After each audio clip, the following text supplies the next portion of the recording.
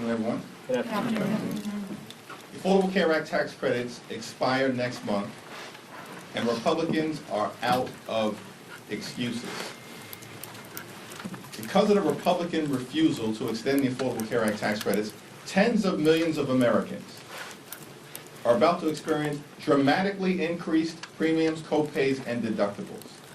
In some cases, everyday Americans are going to experience their premiums increasing by $1,000 or $2,000 per month. These are working class and middle class Americans. Those increases will be unaffordable. Everyday Americans will be unable to go see a doctor when they need one. And yet Republicans continue to bury their heads in the sand and are unwilling to address the affordability crisis that is crushing the American people. This from a group of folks, these extremist Republicans, who spent all of last year lying to the American people, saying to everyday Americans that they were going to lower costs on day one. But we know under Donald Trump and complete Republican control of the House and the Senate, costs haven't gone down in America, costs have gone up. Housing costs, out of control.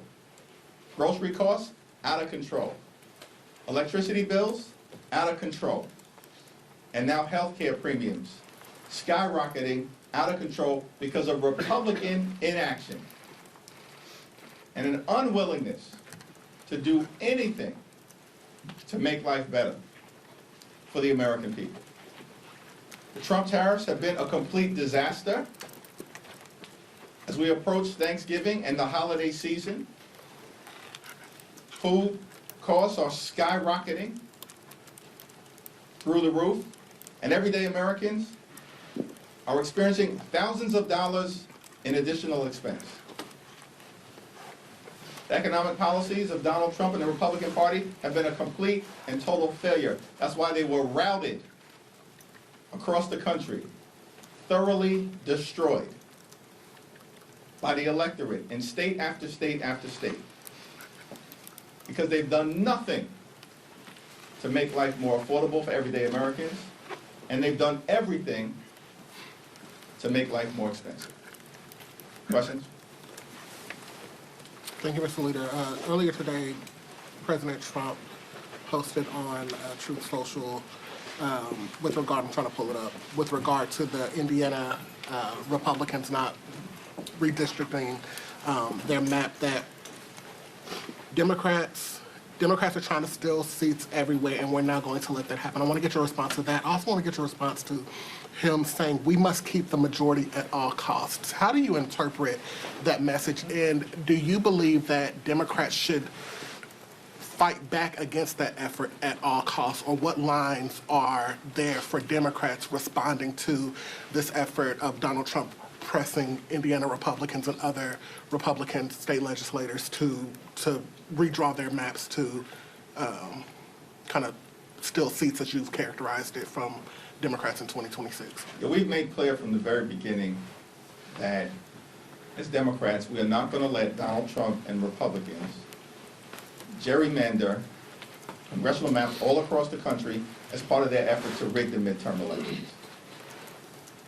Why has Donald Trump launched this extraordinary and unprecedented effort to gerrymander congressional maps throughout the country?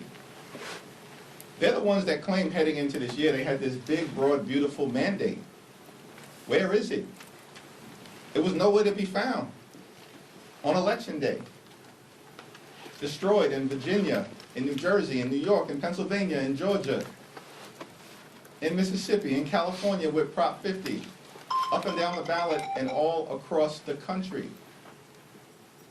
The reason why Donald Trump is in full panic mode is because he knows the majority in the House of Representatives is gone. And he's doing everything he can to try to cheat his way to an artificial victory. By the way, this same group of people, this is the lesson that they learned. We came into this year and everyone was talking about how the Democratic Party was dead. Really?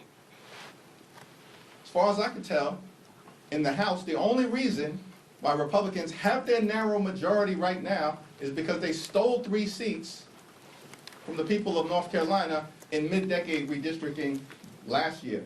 That's the lesson that they've learned. Because their policies are unpopular, the outcomes are unpopular, they've delivered nothing for the American people. These folks have been a complete and total disaster. And Democrats are the ones leaning in to making life better for the American people, to driving down the high cost of living, to confronting the Republican health care crisis and cleaning up corruption so we actually can deliver a government that makes life better for the American people. So Donald Trump is in full and complete panic mode right now. And so he's lashing out at the people of Indiana, apparently, and beyond. Because these extremists didn't think that Democrats were going to forcefully respond. But I said it from this podium months ago when people were trying to suggest that Democrats did not have the capacity to deal with this issue. Guess what? We did. And now we've seen action in California. We're going to see action in other states like Virginia and Maryland and Illinois. We've seen action in Utah. We see a lawsuit in New York. We're going to continue to forcefully and creatively respond. It's not even clear that Republicans are going to net a single seat when this is all said and done. As a matter of fact, it might even be the opposite. And it will serve them well. They started this, we're finishing it. Mr. Leader, two questions. One on health care. The president said over the weekend that he's had some conversations with Democrats about some type of direct payment plan, giving money back to people. Have you had any conversations with the president, or are you aware if he's had any conversations with members? And then secondly, on Epstein, the president also just said a short time ago that he might be willing to sign this measure if it clears both chambers.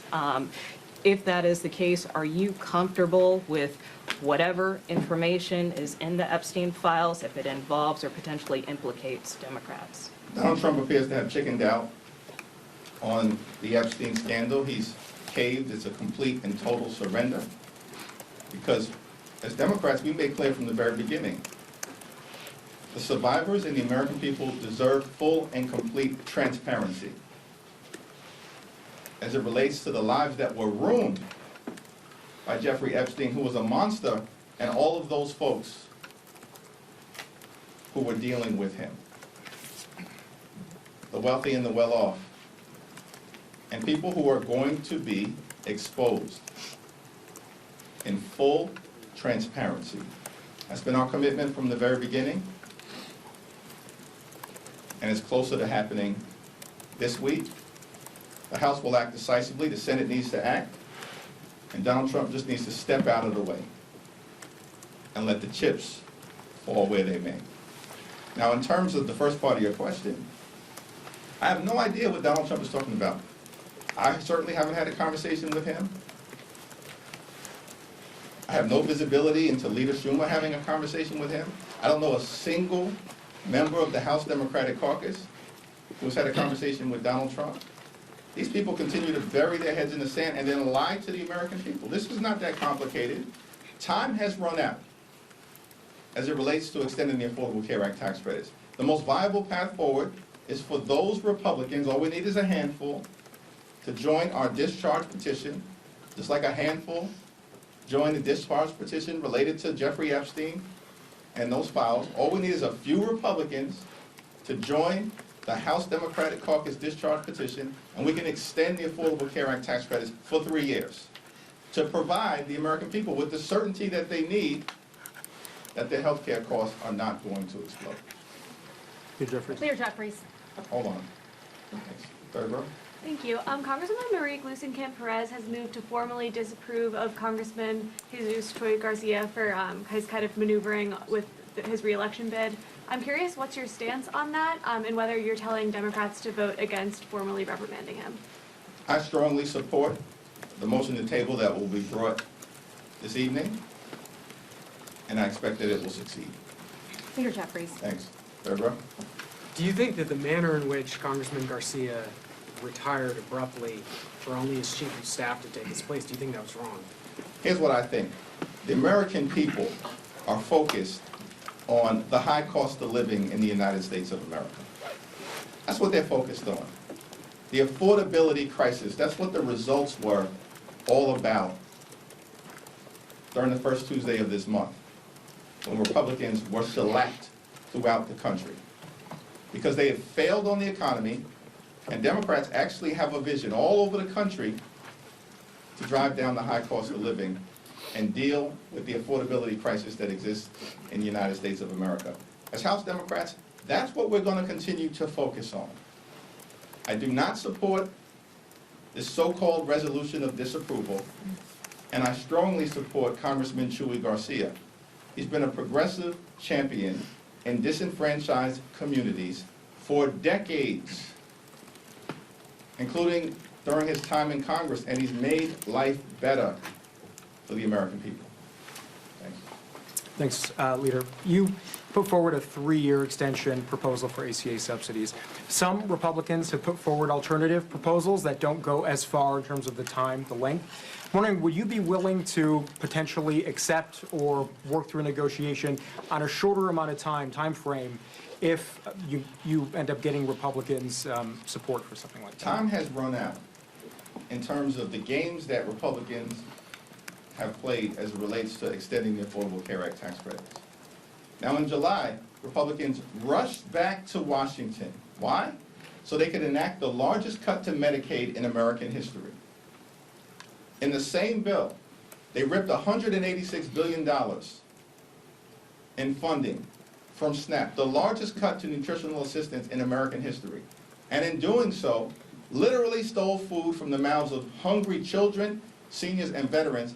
And all of that was done, setting in motion closures of hospitals, nursing homes, and community-based health centers. All of that was done in that one big ugly bill. Why? So that Republicans could reward their billionaire donors with massive tax breaks. And then they made those tax breaks permanent. Those massive tax breaks for their billionaire donors, they were scheduled to expire on December 31st, the same day as the expiration of the Affordable Care Act tax credits. But Republicans could not be bothered to keep health care affordable for working class Americans, middle class Americans, and everyday Americans. These extremists are unserious. And they refuse to take yes for an answer over and over and over again. Leader Schumer put forth a very reasonable proposal, a 1-year extension, plus a bipartisan commission to discuss what happens relative to health care affordability moving forward. Republicans rejected it because they're unserious.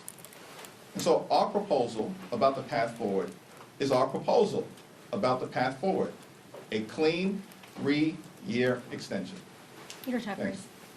Thanks. Why should Americans trust you and House Democrats on the Jeffrey Epstein files when one of your own, Congresswoman Plaskett, was found to be texting with Jeffrey Epstein during a hearing, getting information from him, using that in her questioning during a congressional hearing, and at one point he tells her, "Good job." This is a bipartisan effort to make sure that, consistent with what the survivors have requested, that there's full and complete transparency, and every single predator who may be in those Justice Department files doesn't escape accountability.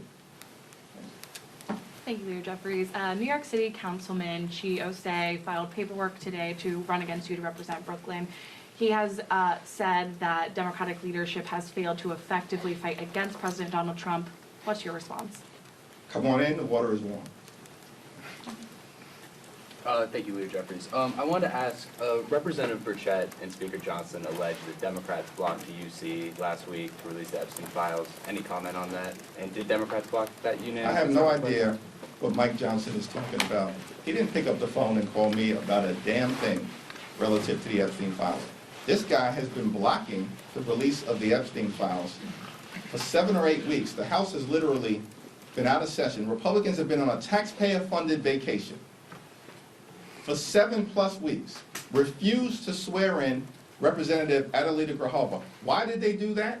Because they knew she would trigger an up or down vote on the release of the Epstein files, as she has now done. And we're supposed to believe Mike Johnson's crying wolf now, saying all along it was Republicans who wanted to release the Epstein files? Give me a break. It's not serious. These people are not serious. And we shouldn't tolerate the fact that they continue to lie to the American people on all of the things, on all of the issues. Their lies is what has gotten them in trouble. It's the reason why Republicans were beaten like a piñata on Election Day across America. And why Republicans are going to lose control of the House of Representatives next year, as I predicted earlier this year. Thanks. Thank you, Leader Jeffries. So there's been some backlash over the shutdown ending, people calling Democrats cowardly or spineless. So I wanted to ask, ahead of midterms, what's next for the party from here? Who has suggested that? And who have they said that about? There's been a lot of, I'm just asking for the sources. I can't answer a question unless you actually give me the sources so I understand the context of what you're talking about. Was that directed at House Democrats? it's directed at House Democrats, Senate Democrats, Democrats in office. There's just a lot of online murmurings on TikTok, X, everywhere. Online murmurings on TikTok and X aren't anything that I can respond to. What I can respond to is the fact that Democrats in the House, partnering with Democrats in the Senate, have waged a courageous battle on behalf of the health care of the American people, fighting to protect Medicare, Medicaid, the Affordable Care Act, our hospitals, our nursing homes, our community-based health centers, and the fact that it's Democrats who believe in this great country of ours that access to high quality and affordable health care cannot simply be a privilege that is available only to the wealthy, the well-off, and the well-connected. Health care has to be a right that's available to every single American. And the American people know that we're on their side in the context of that health care fight. And by the way, Democrats have been winning elections despite all of the exaggerated news of our demise since January of this year with the special election in Iowa. That was in January, in a district that Donald Trump had just won by 21 points. And then we won a special election in New York by 30 points. In February, a special election in Pennsylvania.